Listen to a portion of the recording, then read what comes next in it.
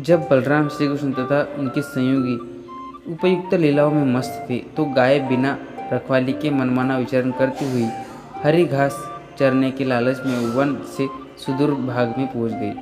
सारी बकरियां, गाय तथा भैंसें एक वन के पार करके दूसरे में पहुंची और फिर इसी कष्टवी वन में घुस गई। यह वन हरी घास से पूर्ण था, अतः वे सभी आकृष्ट हो गए।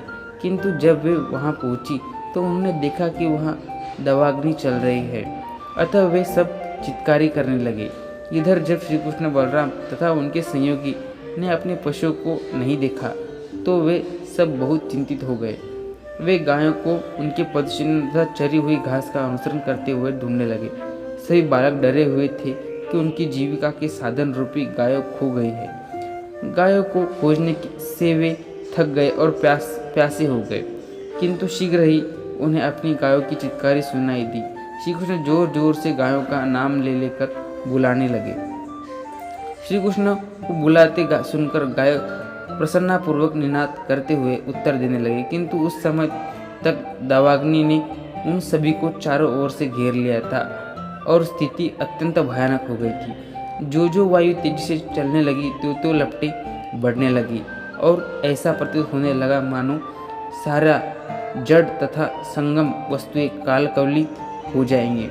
सारी गाय तथा बालक अत्यंत भयभीत हो उठे और बलराम की ओर उसी तरह देखने लगे जिस प्रकार मरणासन्न व्यक्ति भगवान श्री कृष्ण के चित्र की ओर देखता है। वे पुकार रहे थे, हे कृष्ण, हे बलराम, आप बहुत बलवान हैं। हम इस दहकती अग्नि से के ताप से जल रहे हैं और हमें अपने चरण कमलों में शरण दे। हम जानते हैं कि आप ही इस संकट से हमारी रक्षा कर सकते हैं। हे प्रिय कृष्ण, आप हमारे घनिष्ठ मित्र हैं। यह अच्छा नहीं है कि हम इस तरह कष्ट उठाएं। हम सभी आप पर पूरी तरह आश्रित हैं और आप समस्त धर्मों के ज्ञाता हैं। हम आपको अतिरिक्त अन्य किसी को नहीं जानते।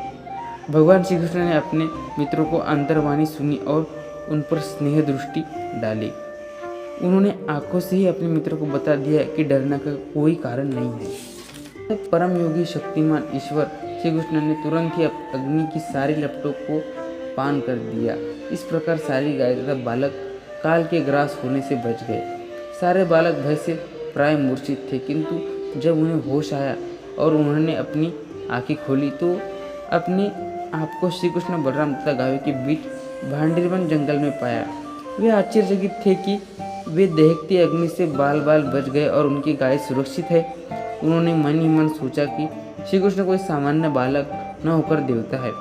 संध्या समय श्री कृष्ण तथा बलराम ग्वाल बालों तथा गायों के साथ लिए बांसुरी बजाते वृंदावन आए। जब वे सब गांव पहुंचे तो गोपियां परम प्रसन्न हो गई। जब भगवान श्री कृष्ण वन में होते तो गोपियां सारा दिन उनके विषय में सोचती रहती और उनकी अनुपस्थिति में उनका एक एक क्षण 12 वर्षों की भांति व्यतीत होता। इस प्रकार लीला पुरुषोत्तम भगवान श्री कृष्ण ने अंतर्गत दनावल पान नामक 19वें अध्याय की भक्ति द्वंद्व तात्पर्य पूर्ण हुए। राधे राधे।